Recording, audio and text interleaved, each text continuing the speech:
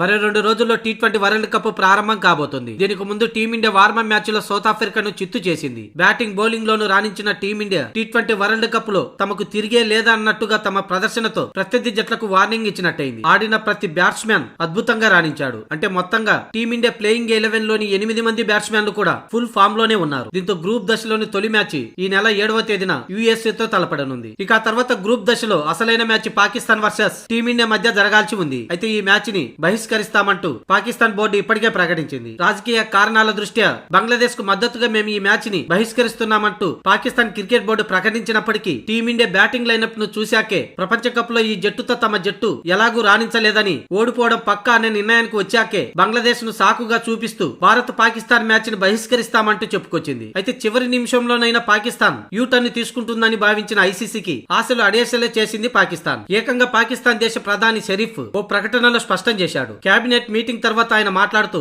బహిష్కరణకు గురైన బంగ్లాదేశ్ కు మద్దతుగా మేము ఈ నెల 15వ తేదీన కొలంబోలో భారత్ తో జరిగే మ్యాచ్లు ఆడబోమని షరీఫ్ కుండబద్దలు కొట్టేశాడు. ఇకపోతే వసీం అక్రమ్ మాట్లాడుతూ టీమిండియా బ్యాటింగ్ లైనప్ చూశాకే మా వాళ్ళు ఈ మ్యాచ్ ను బహిష్కరించారని పేర్కొన్నాడు. ఇలా అయితే పాకిస్తాన్ లో క్రికెట్ చచ్చిపోతుందని, ప్రతి విషయంలో రాజకీయాలు జోక్యం చేసుకోకూడదంటూ వ్యాఖ్యానించాడు.